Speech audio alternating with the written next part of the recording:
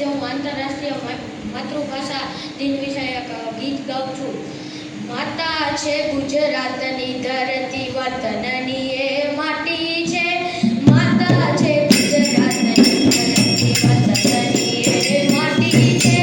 એ માટીમાં મૂળ છે મારું મારી ગુજરાતી છે. મારી ગુજરાતી છે. આપણે એને સાચવી આપણે સાચવીએ.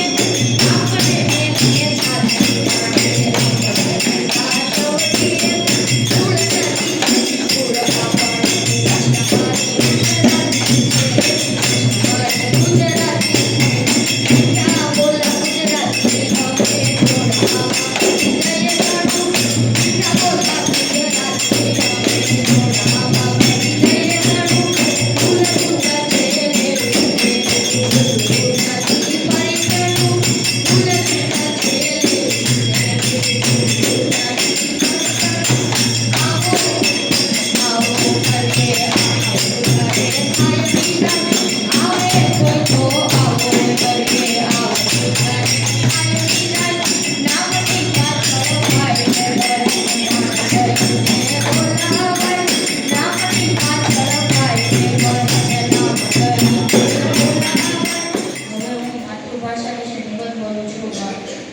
માતૃભાષા દ્વારા શિક્ષણ મેળવતા બાળક છે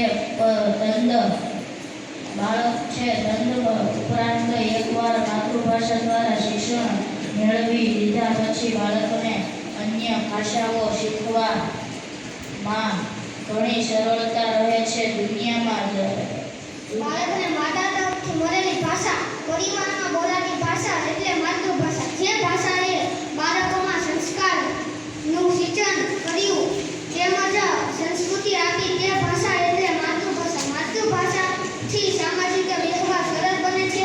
ગમે તેટલી બીજી ભાષાઓ આવડતી હોય પણ આપણને વિચારો તો માતૃભાષામાં જ કરીએ. અંગ્રેજી માધ્યમમાં ભણવાથી બાળક સ્માર્ટ બને છે, ખૂબ વિકાસ પામે છે, ખૂબ હોશિયાર બને છે અને સફળ થાય છે. તે નરિયો ભ્રમ છે. માતૃભાષા દ્વારા શિક્ષણ મેળવતા બાળક પોતાના અભ્યાસમાં ફૂલની જેમ ખીલી ઉઠે છે. પરંતુ ઉપરાંત એકવાર માતૃભાષા દ્વારા શિક્ષણ મેળવી લીધા પછી બાળકને અન્ય ભાષાઓમાં શીખવવામાં ઘણી સરળતા રહે છે. દુનિયામાં અંગ્રેજી ભાષાનું મહત્વ છે ખરું, પરંતુ માતૃભાષા છે એ અવગણીને અંગ્રેજી ભાષા માધ્યમ દ્વારા અપાતું પ્રાથમિક અને માધ્યમિક શિક્ષણ માટે ભારરૂપી બની જાય છે. તે વાસ્તવિકમાં સ્વીકારવી જોઈએ.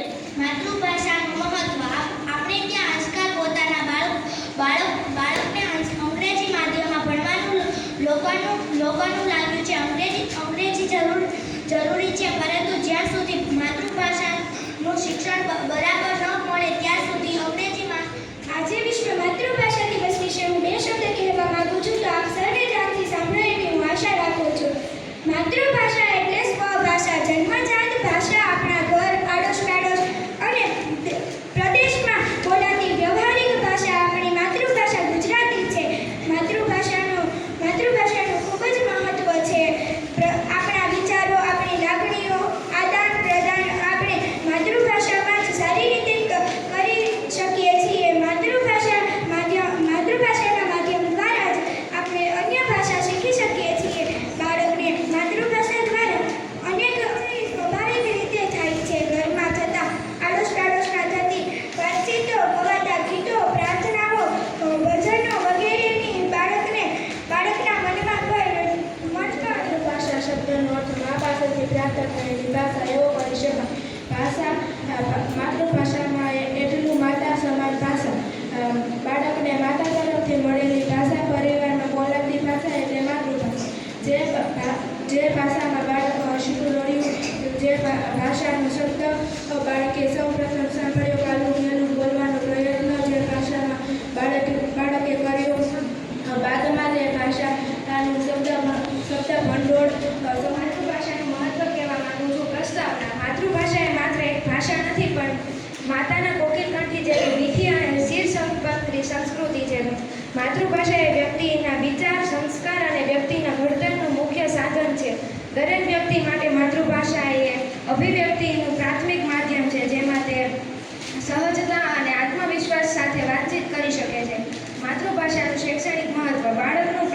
શિક્ષણ જો માતૃભાષામાં થાય તો તેને વિષયની સરળતાથી સમજવા અને શીખવા માટે સહાય મળે છે. માતૃભાષા શિક્ષણ મેળવવાથી બાળકનું તર્કશક્તિ અને સર્જનાત્મક વિકસે છે. વૈજ્ઞાનિક સંશોધન મુજબ જો બાળક માતૃભાષા શિક્ષણ લે તો તે વધુ સારી રીતે બીજો વિષયો પણ સમજી શકે છે. સાંસ્કૃતિક અને સામાજિક મહત્વ. હવે હું માતૃભાષાનું મહત્વ બોલું છું. વર્તમાન પરિસ્થિતિ ઊભી છે. આજે મોટાભાગના બાળકો અંગ્રેજી માધ્યમમાં ભણે છે. બાળકોના ઘરમાં અંગ્રેજીનું વાતાવરણ હોતું નથી. પરિણામે બાળકો સહજ રીતે અંગ્રેજી ભાષા શીખી શકતા નથી. અંગ્રેજી ભાષા શીખવવામાં ઘણી તકલીફ પડે છે. બાળકો માત્ર કૌશલ્ય જ્ઞાન જ મેળવે છે.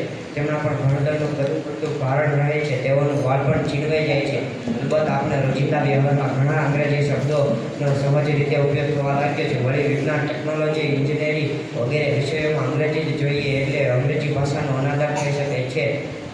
અનાદર થઈ શકે નહીં. આપણે માતૃભાષાનું પાયાનું શિક્ષણ મેળવીએ એનો ગુજરાતી મારી માને હિન્દી મારી માની હું તો ગરવો ગુજરાતી હું છું ગીતવાતી.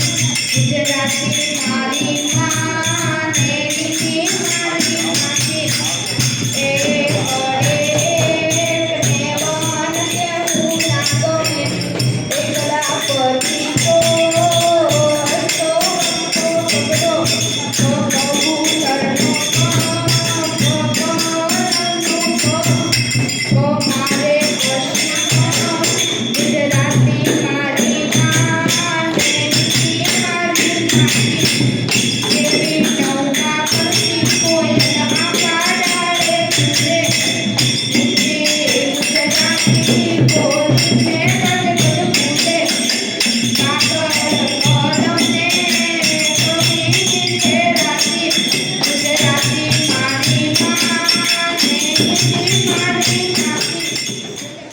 જ્યાં જ્યાં વસે એક ગુજરાતી ત્યાં ત્યાં સદાકાળ ગુજરાતી. જ્યાં જ્યાં વસે એક ગુજરાતી ત્યાં ત્યાં સદાકાળ ગુજરાતી. જ્યાં જ્યાં બોલાતી ગુજરાતી ત્યાં ત્યાં ગુર્જરની મહોલત. ઉત્તર, દક્ષિણ, પૂર્વ કે પશ્ચિમ જ્યાં છે ગુર્જરના વાસ. સૂર્ય તેના કિરણો દોરે, સૂર્ય તેનો જ પ્રકાશ. જેને ઉષા વસે હેલાતી તેના તે પ્રભુર પ્રભાત. જ્યાં જ્યાં વસે એક ગુજરાતી ત્યાં ત્યાં સદાકાળ ગુજરાતી. આદરડામાં એક ટપકી જ્યાં સૌ સમારે સાતા કાલામાં ભેદ માની આ અમારી માતૃભાષા તારા પિતાને બેઠું બેઠા એમાંને કર્યું લોકો મહેમાનને વિશ્વાને અમે પ્રેમથી કરો પ્રેમ કૌશલ્યો મારો બાર રંગમાં જુમાય પ્રભાવ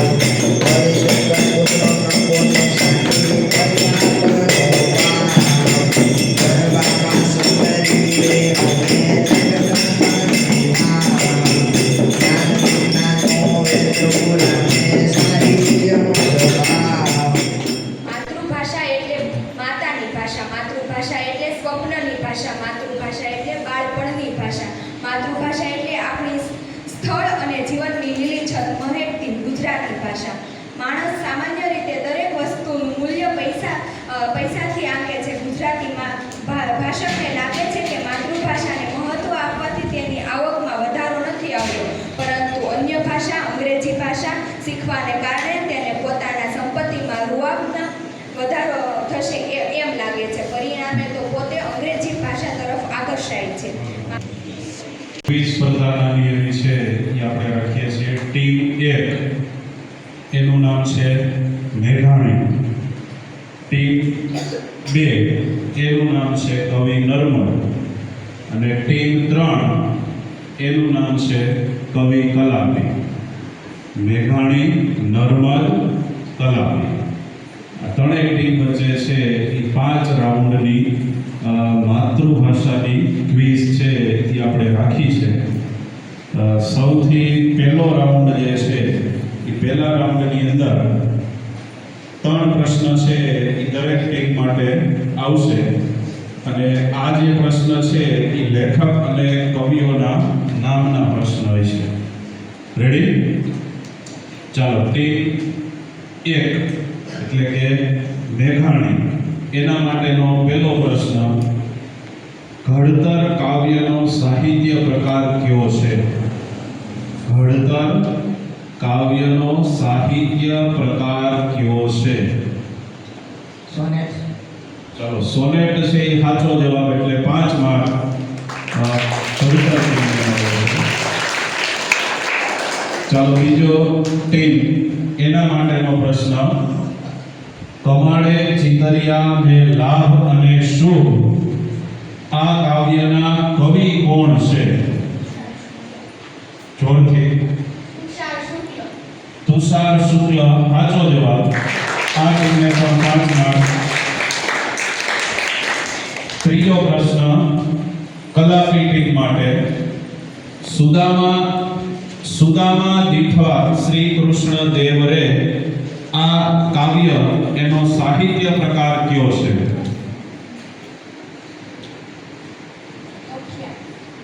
આખ્યાન સાચો જવાબ.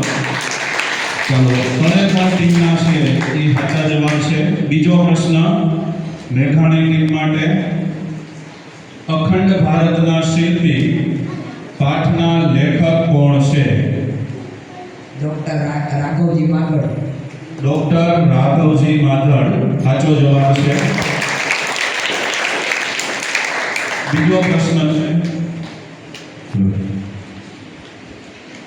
મીરાબાઈનું કોઈ એક કાવ્ય પંક્તિ. મીરાબાઈની કોઈ એક કાવ્ય પંક્તિ. ચાલો, હાજર. રામ રાખે પ્રેમ રહીએ ઓઢવણી. એના પછી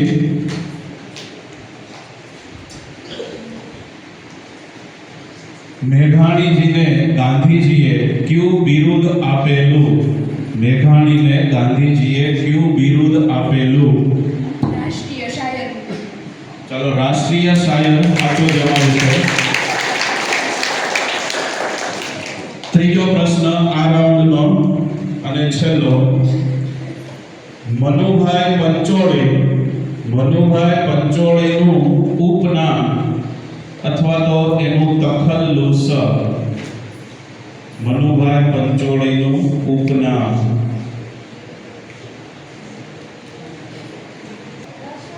દર્શક છે એ સાચો જવાબ છે. ચાલો, એના પછીનો પ્રશ્ન. ચોમાસાની સૃષ્ટિ સૌંદર્ય એના લેખક કોણ છે? ગીજુભાઈ બધેકા સાચો જવાબ. અને આ રાઉન્ડનો છેલ્લો પ્રશ્ન. ધોરણ 8 ની ગુજરાતીમાં કયો હાસ્ય નિબંધ છે? ધોરણ 8 ની ગુજરાતીમાં કયો હાસ્ય નિબંધ આપેલો છે? નવા વર્ષના સંકલ્પ સાચો જવાબ. બીજો રાઉન્ડ છે આપણો સમાનાર્થી વિરોધાર્થી રાઉન્ડ. એના માટે ટીમ મેઘાણીને પ્રશ્ન. સોનાનું સમાનાર્થી સોનું. 1 2 3 4. ચાલો, આ ટીમ માટે કપડાનું સમાનાર્થી વસ્ત્ર સાચો જવાબ. ટીમ કલાપી માટે મહેમાનનું સમાનાર્થી મહેમાન. સમાનાર્થી. ત્રીજો રાઉન્ડ આપણો છે મહાવરા રાઉન્ડ. મહાવરો તમને પૂછવામાં આવશે, તમારે એ મહાવરાનો અર્થ છે એ અર્થ આપવાનો છે. ટીમ મેઘાણી માટે પહેલો પ્રશ્ન. લેહ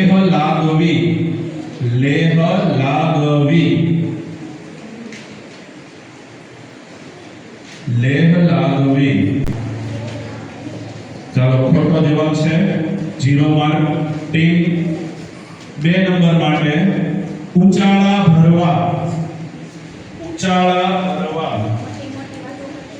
ચાલો, ખોટું છે, મોટું છે. ટીમ કલાપી માટે દાંડાઈ કરવી.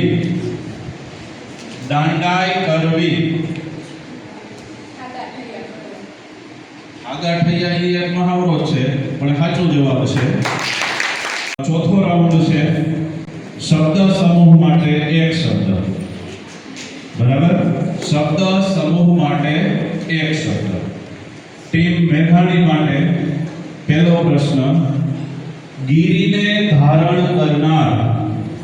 ગીરીને ધારણ કરનાર. ટીમ મેઘાણી, હાલો આપશો જવાબ? આપશો? ચાલો પૂરું. ચાલો બીજો પ્રશ્ન બીજી ટીમ માટે, કોઈની સ્મૃતિમાં બંધાયેલ મંદિર. કોઈની સ્મૃતિમાં બંધાયેલ મંદિર. હાલો આપશો જવાબ? ચાલો આપવાનો નહીં. ચાલો 0. ચાલો ત્રીજો પ્રશ્ન, જિંદગીનું વૃત્તાંત. જિંદગીનું વૃત્તાંત. હાલો આપવાનો. ક્વિઝ સ્પર્ધા છે એના 5 રાઉન્ડ છે એ આપણે અહીંયા પૂરા થાય છે. હવે વિજેતા ટીમ પહેલો, બીજો અને ત્રીજા નંબર ઉપર જે ટીમ એનો જે સ્કોર છે એ આપણે જાહેર કરીએ છીએ. ટીમ મેઘાણી. ટીમ મેઘાણીને 1 થી 5 રાઉન્ડ એનો આ ટોટલ માર્ક્સ હતા 30 માર્ક. ટીમ મેઘાણી 30 માર્ક સાથે ત્રીજા નંબર ઉપર. ત્યાર પછી ટીમ કલાપી. ટીમ કલાપીને 1 થી 5 રાઉન્ડના અંતે ટોટલ માર્ક્સ છે એ થાય છે 55. અને ટીમ નર્મદ એને 1 થી 5 રાઉન્ડના ટોટલ માર્ક છે એ થાય છે 70 માર્ક. એટલે આજની આપણી જે ક્વિઝ સ્પર્ધા છે એમાં પ્રથમ નંબરે આવે છે team Narmad 70 mark. Team Kalapi 55 mark આવે બીજા નંબરે. અને ટીમ મેઘાણી 30 માર્ક સાથે ત્રીજા નંબરે છે એ આવે છે. એટલે ત્રણે ટીમને છે એ ખૂબ ખૂબ અભિનંદન. પહેલા નંબર ઉપર ટીમ નર્મદ, પછી ટીમ કલાપી અને ત્રીજા નંબર ઉપર ટીમ મેઘાણી.